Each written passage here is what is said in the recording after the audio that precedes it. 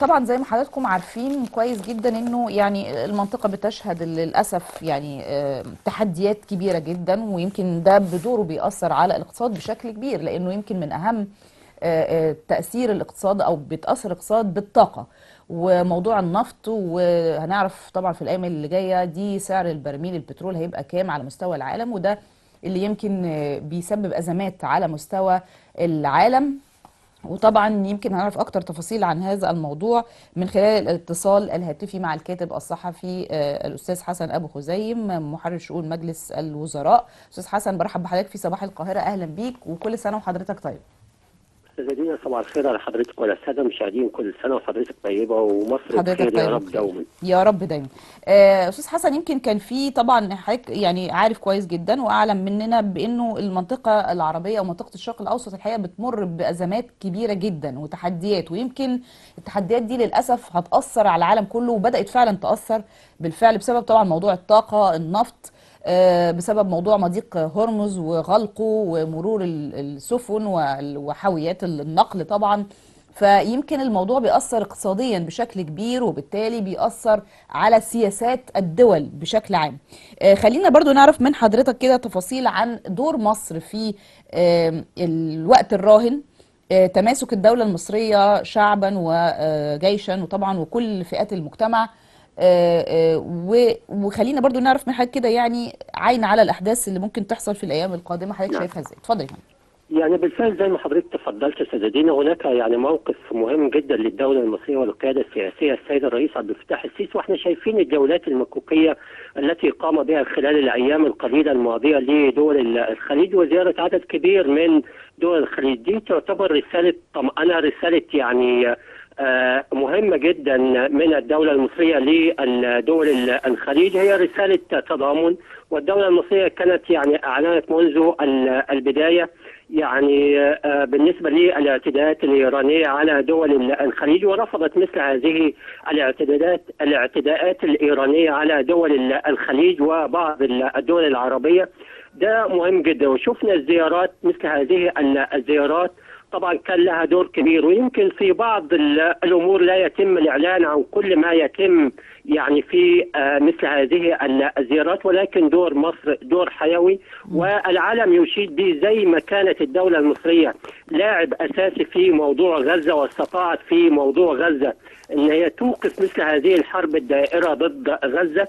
ان شاء الله يكلل مثل هذه المساعي والمفاوضات اللي هي بتقوم بها الدولة المصرية والقيادة السياسية مع عدد من الدول إلى نجاح. وشفنا يعني لما الرئيس الأمريكي ترامب بالأمس القريب أعلن عدم يعني ضرب المنشآت البترولية خلال الخمس أيام المقبلة، دي تعتبر بارقة أمل، أي لديك يعني بصيص من الأمل. تستطيع الدول الوسيطة أن هي بتبني على هذا الأمر. وزي ما حضرتك تفضلت أستاذة دينا، يعني هذه الحرب بالفعل هي اقتصادية، يعني حرب اقتصادية من الدرجة الأولى. الولايات المتحدة الأمريكية متضررة، تكساس يعني متضررة نتيجة طبعا يعني عدد من الضربات في مصافي البترول لديها، وهناك يعني ظلام دامس في ولاية تكساس يعني خلال الساعات أو بالأمس القريب. يعني نتمنى إن شاء الله يعني مثل هذه المفاوضات اللي هي الدائرة يعني خلال الفترة الحالية بين يعني وكل الدول اللي هي يعني بتقوم بمثل هذه المفاوضات مع أمريكا وإسرائيل وإيران، إن شاء الله يتم يعني بالنجاح وتتوقف مثل هذه الحرب. والدولة المصرية قالت كلمتها منذ البداية، يعني الحروب العسكرية الجميع خسران، لابد من الوصول للمفاوضات السلمية، والجميع يصل أو يجلس على طاولة المفاوضات.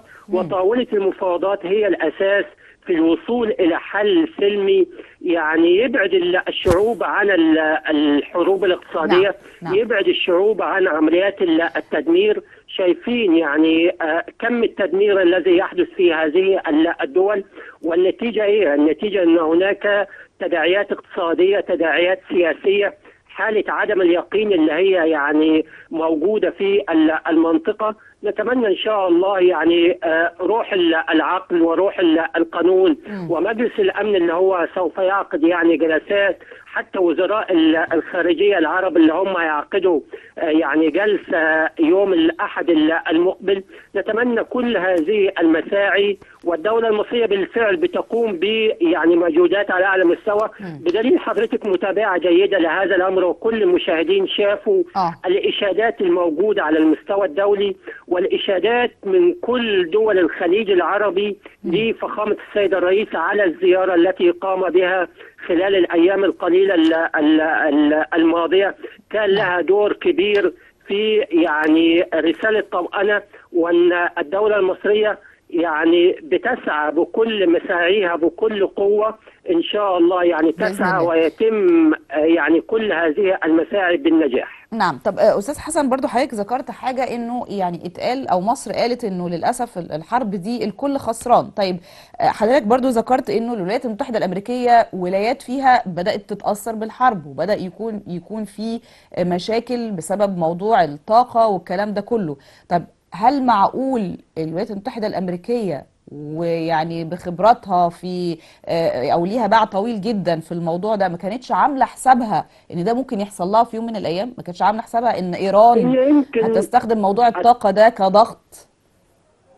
التقديرات الخاطئة، وأنا يعني بأكد على بالفعل يعني هناك عدد كبير من الخبراء السياسيين بيأكدوا التقديرات الخاطئة للولايات المتحدة الأمريكية منذ البداية. قال لك والله ممكن هذه الحرب هتنتهي خلال يومين بدليل يعني لما طلعت التصريحات الأمركية من ترامب في بداية هذه الحرب، قال لك خلال 3 أو 4 أيام أو 5 أيام، بعد ذلك قال من 3 إلى يعني الغرور الأمريكي أخذهم، يعني هم حصل لهم حالة من الغرور شوية إن هم هيخلصوا الحرب دي لمدة 2 أو 3 فقط، ما كانوش عاملين حسابهم إن الموضوع هيطول أكتر من كده.